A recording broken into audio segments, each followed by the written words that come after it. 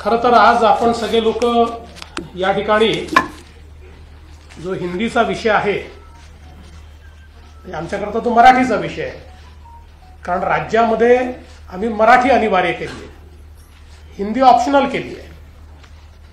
कुठलीही भारतीय भाषा शिकता येईल अशा प्रकारचा निर्णय आम्ही घेतलेला आहे. पण तरी देखील झोपलेला उठवता येतं, झोपेचं सोंग घेतलेला उठवता येत नाही. आणि म्हणून याचा थोडासा प्रवास हा आपल्या सगळ्यांना समजला पाहिजे असं मला वाटतं.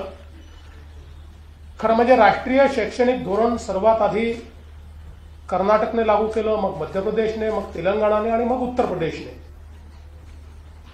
21 सप्टेंबर 2020 रोजी महाराष्ट्राचे तत्कालीन मुख्यमंत्री उद्धव ठाकरेजी यांनी हे शैक्षणिक धोरण कशा प्रकारे लागू करायचं याकरता एक तज्ञ समिती नियुक्त केली होती. 16 ऑक्टोबरला त्याचा GR 16 ऑक्टोबर 2020 रोजी उद्धवजींच्याच नेतृत्वाखाली हा GR निघाला आणि अतिशय नामवंत अशा प्रकारचे शास्त्रज्ञ अभ्यासक डॉक्टर रघुनाथ माशेलकर साहेबांच्या अध्यक्षतेखाली 18 लोकांची कमिटी तयार करण्यात आली. या 18 लोकांमध्ये कोण कोण होते? डॉक्टर सुखदेव थोरात, मुंबई विद्यापीठाचे कुलगुरू डॉक्टर सुहास पेडणेकर, SNDT महिला विद्यापीठाच्या कुलगुरू प्राध्यापक शशिकला वंजारी, डॉक्टर बाबासाहेब आंबेडकर मराठवाडा विद्यापीठाचे कुलगुरू डॉक्टर प्रमोद येवले, माजी कुलगुरू मुंबई विद्यापीठ डॉक्टर राजन वेळुकर, नागपूर विद्यापीठ माजी कुलगुरू डॉक्टर विलास सपकाळ, ICTचे माजी कुलगुरू प्राध्यापक GD जाधव, DY पाटील विद्यापीठाचे कुलपती डॉक्टर विजय पाटील, आंतरराष्ट्रीय सल्लागार नितीन पुजार, तंत्रशिक्षण संचालक डॉक्टर अभय वाघ आणि हैदराबाद सिंध नॅशनल कॉलेजिएट विद्यापीठ मुंबईचे कुलाधिकारी निरंजन हिरानंदानी, शासकीय अभियांत्रिकी महाविद्यालय पुणेचे संचालक भारत आहुजा, मराठवाडा वाणिज्य विद्यालय पुणेचे प्राचार्य देविदास गोल्हर, मुंबई विद्यापीठाचे सिनेट सदस्य मिलिंद साटम, पार्ले टिळक व्यवस्थापन महाविद्यालयाचे शिक्षण तज्ञ डॉक्टर अजित जोशी, शिक्षा विद्या प्रबोधिनी हा महत्वाचा आहे, शिक्षा विद्या प्रबोधिनीचे संस्थापक विश्वस्त विजय कदम जे शिवसेनेचे उपनेते आहेत आणि शिवसेनेचे म्हणजे उभाटा सेनेचे, आमच्या शिवसेनेचे नाही. आणि उच्च शिक्षण संचालक डॉक्टर धनराज माने अशा 18 लोकांची कमिटी ही या ठिकाणी तयार झाली. आता हे सगळेच मराठी लोक आहेत, नामवंत लोक आहेत, शिक्षण क्षेत्र समजणारे लोक आहेत. अशा लोकांची एक अतिशय चांगली समिती उद्धवजींनी तयार केली. 14 सप्टेंबर 2021ला या समितीने उद्धव ठाकरे साहेबांना 101 पानाचा अहवाल सादर केला. त्याचं जे DGIPRचं ट्विट आहे तेही माझ्याकडे आहे, हे आपण सगळे बघू शकता. तो अहवाल स्वीकारताना उद्धवजी दिसत आहेत, बरेच लोक दिसत आहेत, माननीय संपादकही उपस्थित होते पण फोटोत दिसत नाही आहेत. आणि हा ट्विट त्या ठिकाणी करण्यात आलेला आहे. हे त्या संदर्भात त्यांचं वाक्य की याची लगेच आम्ही अंमलबजावणी करणार वगैरे ते सगळं हे प्रेसमध्ये त्यावेळी आलेलं आहे. आणि मग आपण जर बघितलं तर 15 सप्टेंबर 2021 च्या या बातम्या वगैरे आहेत, मी आता त्याच्यामध्ये जात नाही. आता या अहवालात काय म्हटलेलं आहे, या सर्व तज्ज्ञांनी काय म्हटलेलं आहे, तर या अहवालाच्या 8व्या प्रकरणामध्ये भाषेचा विषय आलेला आहे. पृष्ठ क्रमांक 56. आता पृष्ठ क्रमांक 56 वर अहवालामध्ये जो काही या ठिकाणी शिफारस त्यांनी केलेली आहे त्याच्याकरता एक उपगट तयार करण्यात आला होता आणि त्या उपगटामध्ये कोण होते? भाषेच्या उपगटामध्ये डॉक्टर सुखदेव थोरात, नागनाथ कोतापल्ले, अजून काही सदस्य होते. पण यात भाषेच्या या उपगटामध्ये महत्वाचे सदस्य होते विजय कदम. उबाठाचे उपनेते विजय कदम हे या उपगटाचे नेते होते किंवा यातले प्रमुख होते. आणि यांनी काय शिफारस केली आहे?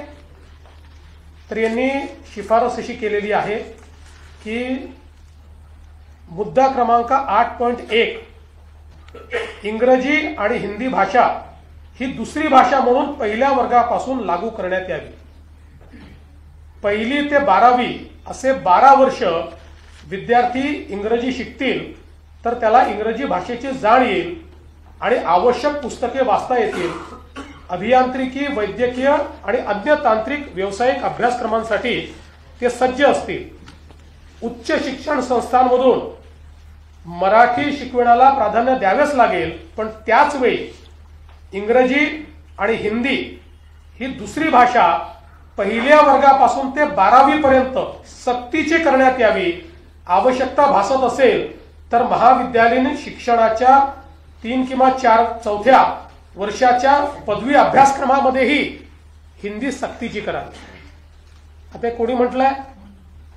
उद्धवजींनी तयार केलेल्या समितीमध्ये ज्यात उबाठा सेनेचे उपनेते हे सदस्य आहेत त्यांनी केलेली ही शिफारस आहे. खरं म्हणजे ते रिकमेंडेशन आता इंग्रजीमध्येही आहे, ते पुन्हा मी वाचून दाखवत नाही. आता आपण जर बघितलं तर 14 सप्टेंबर 2021 रोजी हा अहवाल सादर झाल्यानंतर तो मंत्रिमंडळापुढे आला आणि 7 जानेवारी 2022ला त्याचं इतिवृत्त कायम झालं. आपल्याला पाहिजे असेल तर त्या इतिवृत्ताची कॉपी देखील मी दाखवतो. सही आपण ओळखता उद्धवजींची म्हणून मी तुम्हाला दाखवतो ती.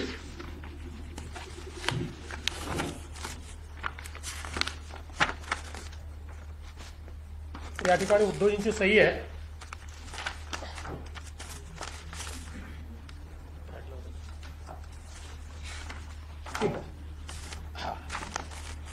मुख्यमंत्री उद्धव ठाकरेंची सही आहे कॅबिनेट निर्णयावर. मिनिट्सवर म्हणजे कन्फर्म झालेली आहेत मिनिट्स की त्यांची उद्धवजींची सही याच्यावर आहे. त्यामुळे याच्यामध्ये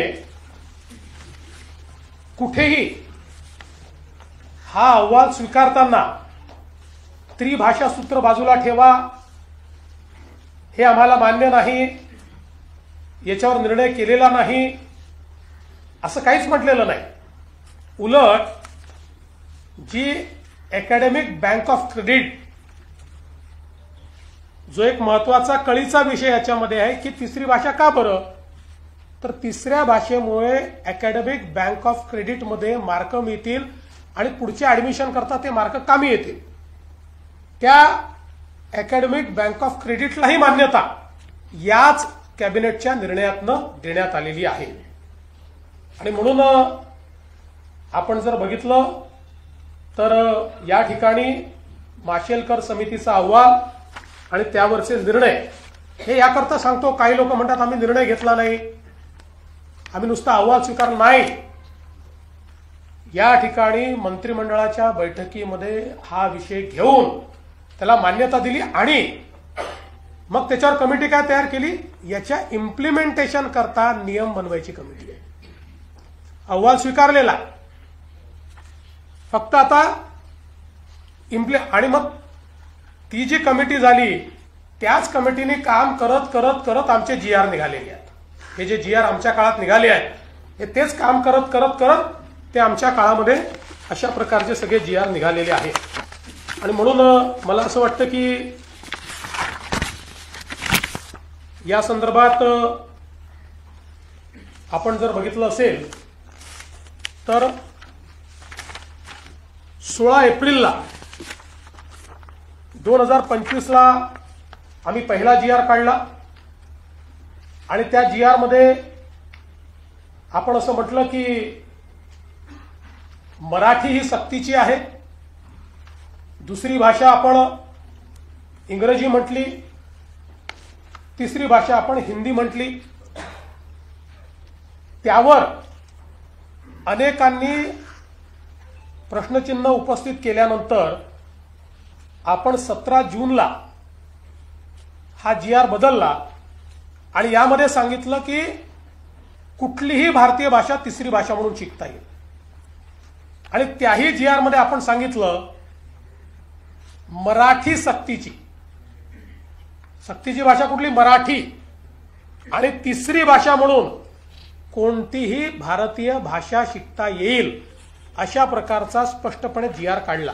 या संबंधीचा अहवाल घेतला. इतिवृत्त देखील त्यांनी त्यावेळेस वाचून दाखवलं आणि यासोबत ते असे म्हणाले की GR देखील तुम्ही काढला. सर त्यामध्ये मी आता काय बोललो, भाजप ही अफवांची फॅक्टरी आहे, खोट्याची फॅक्टरी आहे. जसं हरिश्चंद्रची फॅक्टरी आहे, तर त्याचं मी तुलना नाही करू शकत, कारण दादासाहेब फाळकेंच्या वरती तो चित्रपट आहे आणि होता, त्याच्यामुळे हे नाहीये. हे मी तुलना सहज एक गंमत म्हणून फॅक्टरी म्हणून बोलतोय.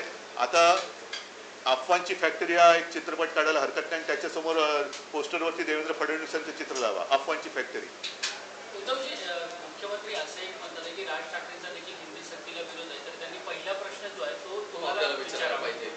म्हणजे उद्धव ठाकरेंना हिंदी सक्तीच्या संदर्भात पहिला प्रश्न विचारा ना. पण पहिलं मुख्यमंत्र्यांना मराठी कळतं का म्हणून मराठी आम्ही सक्तीची केली, कारण तो जो वृत्तांत आहे ते आहे ना आपल्याकडे कागद, त्याच्यामध्ये नाही आपल्याकडे ज्याच्यामध्ये सगळे GR आता लावलेले आहेत आपण, ते GR आहे. आणि तुम्हाला परत एकदा नीट सांगतो, मुळामध्ये ही समिती नेमली होती ती उच्च शिक्षणासाठी, आणि उदय सामंत त्यावेळेला उच्च शिक्षणाचे मंत्री होते. आता माशेलकर समिती नेमली का, तर राष्ट्रीय शैक्षणिक धोरण आल्यानंतर ते धोरण आलं, त्याच्यावरती बाबा आपण काय करायला पाहिजे म्हणून एक उच्च शिक्षणासाठी म्हणून समिती नेमली.